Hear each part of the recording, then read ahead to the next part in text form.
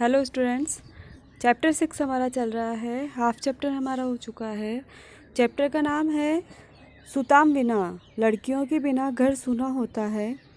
इसमें माला, राकेश और शालिनी, इन तीनों के बीच की वार्तालाप का वर्णन किया गया है।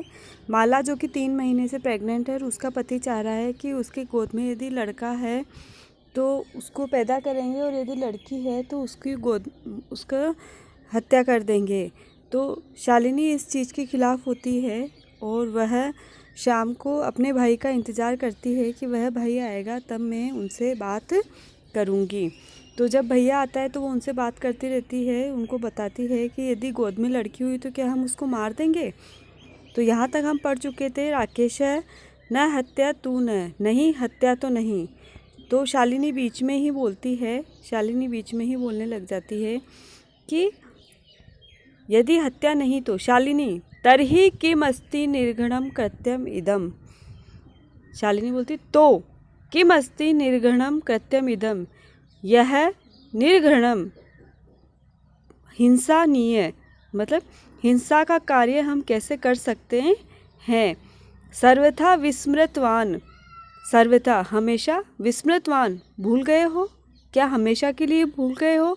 अस्माकम हमारे, जनकः पिता ने, हमेशा के लिए भूल गए हो क्या कि हमारे पिता ने कदापि कभी भी पुत्री पुत्रयो विभेदम न कृतवान, पुत्री और पुत्र के बीच में कभी भी भेद नहीं किया। क्या तुम यह भी भूल गए हो कि हमारे खुद के पिता ने हम दोनों के बीच में, पुत्री और पुत्र के बीच में कभी भी भेद नहीं किया।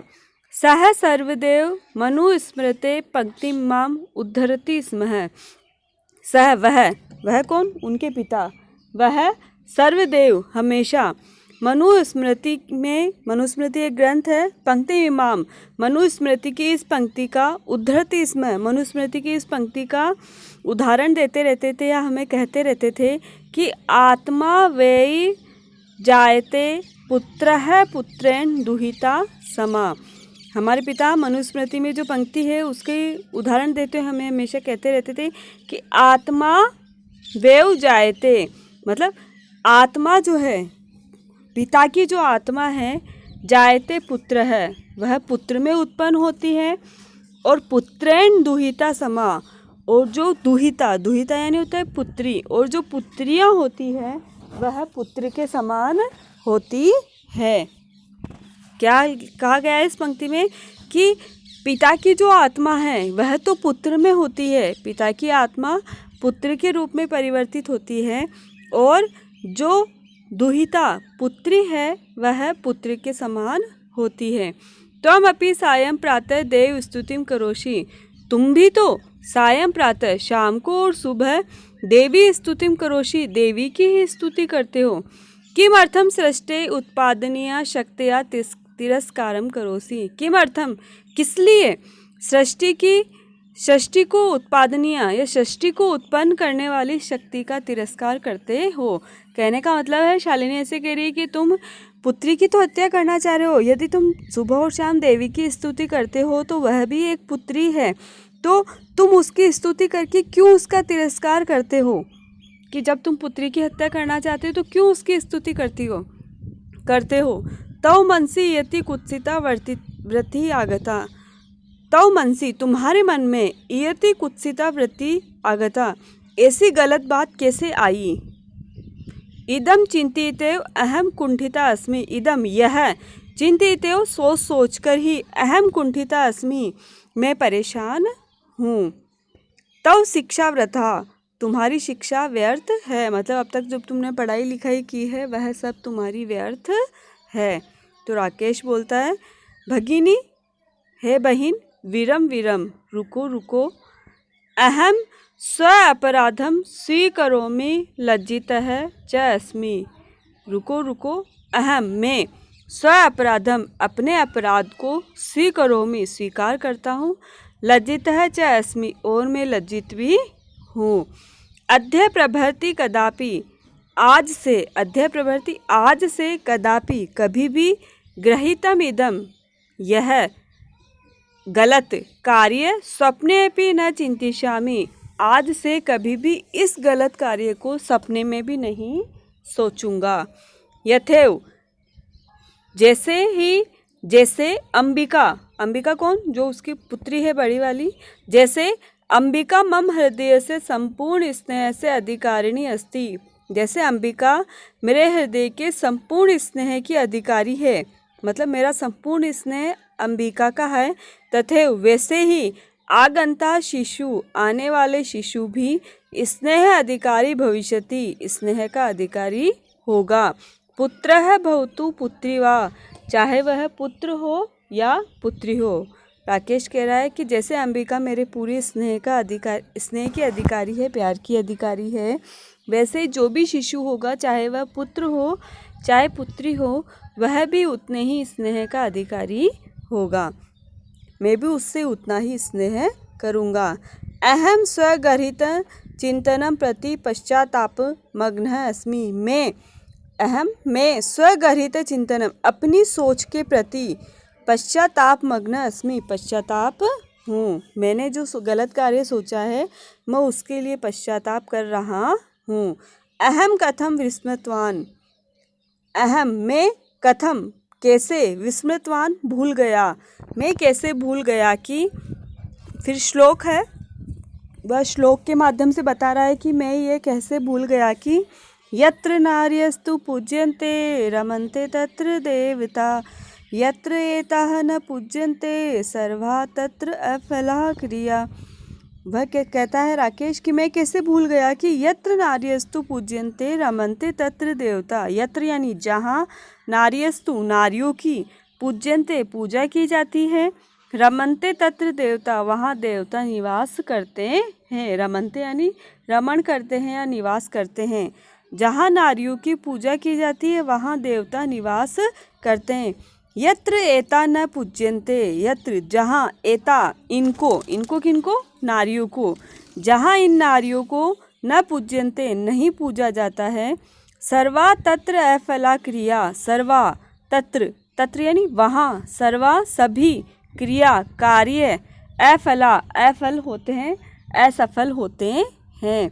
जहाँ इन नारियों की पूजा नहीं की जाती है वहाँ पर सभी कार्य असफल होते हैं, कि वहाँ पर कोई भी कार्य पूर्ण नहीं होता है। फिर देखें, अथवा पितुर्दशा गुणा मात एति, अथवा पितुर्दशा गुणा, पिता से 10 गुना माता एति, माता बढ़कर होती है। क्या कह रहा है राकेश कि मैं कैसे भूल गया कि जहाँ नारियों की पूजा की जाती है वहाँ देवता निवास करते हैं, और जहाँ नारियाँ पूजी नहीं जाती है वहाँ सभी कार्य असफल होते हैं, और कहा भी जाता है कि पिता से 10 गुना माता होती है। त्वया सन्मार्ग प्रदर्शित भगिनी, तुम्हारे द्वारा सन्मार्ग अच्छा मार्ग प्रदर्शित दिखाया गया है, भगिनी बहिन, हे बहिन तुम्हारे द्वारा मुझे सही मार्ग दिखाया गया है। कनिष्ठा अपि, कनिष्ठा यानी छोटी, वह जो उसकी बहन थी वह राकेश से छोटी थी, तो राकेश कह रहा है कनिष्ठा अपि, छोटी होते हुए भी, तुमने, मम गुरु असि, छोटी होते हुए भी तुम मेरी गुरु हो, कि तुमने मुझे एक अच्छा मार्ग दिखाया है, छोटी होते हुए भी तुम गुरु हो। तो शालिनी कहती है बाद में, अलम पश्चातापेन, अलम पश्चातापेन, पश्चाताप मत करो, तौ मनसा अंधकार है अपगत है, तुम्हारे मन का अंधकार अपगत है यानी दूर हो गया है। प्रसन्नताया विषय अयम, यही प्रसन्नता का विषय है कि तुम्हारे मन का अंधकार दूर हो गया है, यही प्रसन्नता का विषय है। भ्रातृ जाए, हे भाभी आगच्छ आओ, सर्वाम चिंताम त्यज, सभी चिंता को त्यज दूर करो, सारी चिंता को दूर करो। आगंतु आने वाले, शिशु का स्वागत आए, स्वागत करो, आने वाले शिशु के स्वागत के लिए सन्नद्धा यानी तैयार, भव यानी हो, आने वाले शिशु के स्वागत के लिए तैयार हो। भ्राता त्वमपि प्रतिज्ञां कुरु, हे भैया तुम भी प्रतिज्ञा करो। कन्याया रक्षणे, कन्या की सुरक्षा के लिए, तस्या पाठने और उसके पढ़ने के लिए, उसकी पढ़ाई के लिए, कन्या की सुरक्षा के लिए और उसकी पढ़ाई के लिए, दत्त चित्त स्थास्यसि, अपना पूरा संपूर्ण दोगे, मतलब पूरे हृदय से आप कन्या की रक्षा करोगे और उसकी पढ़ाई का कार्य करोगे। पुत्रीम रक्ष, पुत्री की रक्षा करोगे। पुत्रीम पाठय, पुत्री की रक्षा करो और पुत्री को पढ़ाओ।